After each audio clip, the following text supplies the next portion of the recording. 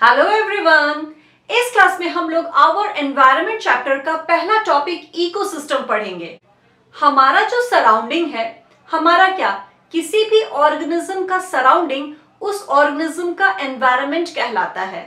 किसी भी एनवायरनमेंट में जो भी चीज पाया जाता है, जितना भी चीज पाया जाता है, उनको हम दो कैटेगरी में कैटेगराइज करते हैं। पहला लिविंग और दूसरा नॉन लिविंग। सभी लिविंग थिंग्स को हम बायोटिक फैक्टर या बायोटिक कंपोनेंट कहते हैं और सभी नॉन लिविंग थिंग्स को एबायोटिक फैक्टर या एबायोटिक कंपोनेंट कहते हैं। ये बायोटिक वर्ड बायो से बना है। बायो का मतलब ही होता है लाइफ। बायोटिक कंपोनेंट्स का एग्जाम्पल हो गया प्लांट्स, एनिमल्स, बैक्टीरिया एक्सेट्रा।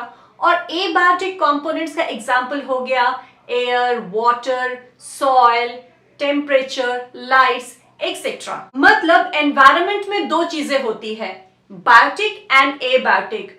और जब ये दोनों चीजें आपस में इंटरैक्ट करती है किसी पर्टिकुलर जगह में, किसी पर्टिकुलर एरिया में, तो एक सिस्टम बनता है जिसको इकोसिस्टम कहते हैं। इकोसिस्टम का एग्जाम्पल हो गया forest, park, aquarium, desert etcetera. अब आप सोच रहे होंगे ये इंटरेक्शन होता क्यों है? तो एक ऑर्गेनिज्म फूड के लिए दूसरे ऑर्गेनिज्म पर डिपेंड करता है, इसीलिए ऑर्गेनिजम्स आपस में इंटरैक्ट करते हैं। जैसे पिकॉक डिपेंड करता है स्नेक पे फूड के लिए, स्नेक डिपेंड करता है फ्रॉग पे फूड के लिए, फ्रॉग डिपेंड करता है ग्रास हॉपर पे और ग्रास हॉपर डिपेंड करता है प्लांट्स पे।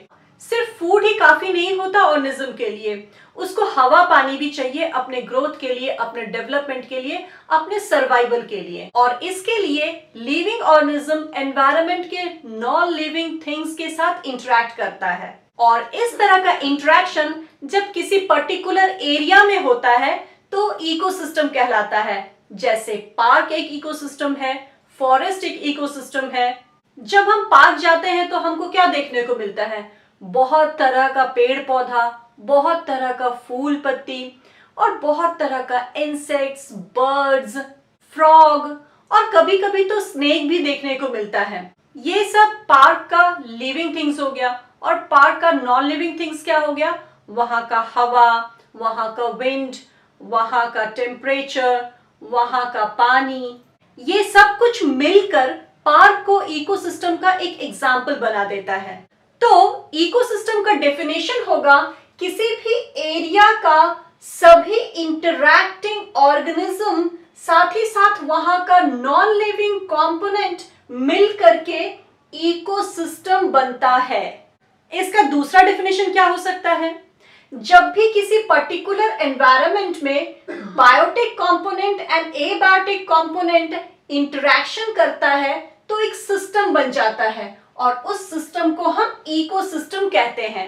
नाउ तीसरा definition, ecosystem is defined as the structural and functional unit of biosphere. देखो, अर्थ का वो एरिया जो एयर, वाटर एंड लैंड मिलकर के बनता है, जहां लाइफ पॉसिबल है, उसको हम बायोस्फीयर कहते हैं। बायोस्फीयर को हिंदी में जीव मंडल कहते हैं और इकोसिस्टम बायोस्फीयर का यूनिट होता है। मतलब बहुत सारा इकोसिस्टम मिल करके बायोस्फीयर बना हुआ है। देखो, इकोसिस्टम का मैं एक ही डेफिनेशन बता सकती थी, लेकिन मैं 3 इसलिए बता रही हूं क्योंकि एग्जाम में कोई भी पूछ सकता है। डेफिनेशन हो गया। अब जानते हैं टाइप्स ऑफ इकोसिस्टम। बोर्ड देखकर समझ में आ गया होगा, there are 2 types of ecosystem. First natural ecosystem and second artificial ecosystem. वो इकोसिस्टम जो नेचर द्वारा बनाया जाता है और नेचर द्वारा ही मेंटेन किया जाता है, उसको नेचुरल इकोसिस्टम कहते हैं। As for example forest, pond, lake, grassland, desert, ocean etcetera. इसमें से किसी को भी हम नहीं बनाते और ना ही किसी को भी हम मेंटेन करते हैं। ये खुद नेचर बनाता है और नेचर ही इसको मेंटेन करता है। नाउ आर्टिफिशियल इकोसिस्टम, वैसा इकोसिस्टम जिसको ह्यूमन बीइंग बनाता है और ह्यूमन बीइंग ही मेंटेन करता है, उसको आर्टिफिशियल इकोसिस्टम कहते हैं।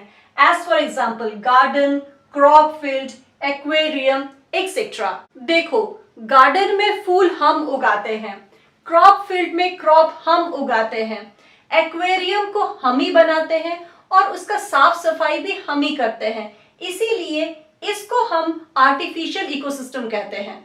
आर्टिफिशियल का मतलब ही होता है मैन मेड।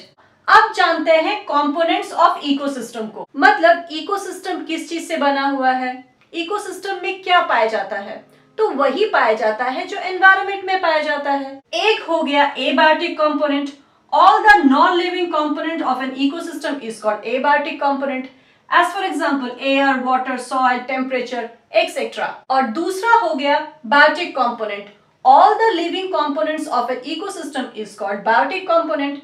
बायोटिक कंपोनेंट का एग्जांपल हो गया प्लांट्स, एनिमल्स, बैक्टीरिया एक्सेट्रा।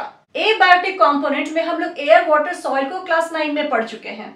इस क्लास में हम लोग बायोटिक कंपोनेंट को पढ़ेंगे। हम लोगों को इस चैप्टर में ये पढ़ना है कि लिविंग ऑर्गेनिज्म आपस में कैसे इंटरैक्ट करता है, और इंटरैक्शन का वजह फूड है, इसीलिए सभी लिविंग ऑर्गेनिज्म को दैट इज बायोटिक कंपोनेंट को on the basis of their food habit 3 category में कैटेगराइज किया गया है। सबसे पहला है प्रोड्यूसर्स। प्रोड्यूसर्स वो लिविंग ऑर्गेनिजम्स होता है जो अपना खाना खुद बनाता है with the help of sun's energy, और प्रोसेस आपको पता ही है, फोटोसिंथेसिस। प्रोड्यूसर्स का एग्जांपल है प्लांट्स और कुछ बैक्टीरिया। प्रोड्यूसर्स को ऑटोट्रॉफ्स भी कहते हैं। दूसरा है कंज्यूमर्स। कंज्यूमर्स वो ऑर्गेनिजम्स होते हैं जो अपना खाना खुद नहीं बनाते, वो खाने के लिए दूसरे ऑर्गेनिज्म पर डिपेंड करते हैं। कंज्यूमर्स को हेटेरोट्रॉफ्स भी कहा जाता है। देखो हम लोग जो अभी पढ़ रहे हैं ना, ये सब हम लोग चैप्टर 1 में भी पढ़ चुके हैं, एक तरह से अभी रिवीजन हो रहा है। नाउ कंज्यूमर को 4 कैटेगरी में बांट दिया गया है। पहला है हर्बीवोर्स, वो ऑर्गेनिज्म जो प्लांट खाता है उसको हर्बीवोर्स कहते हैं। एग्जांपल्स हो गया ग्रास हॉपर, रैबिट, काउ, गोट एक्सेट्रा।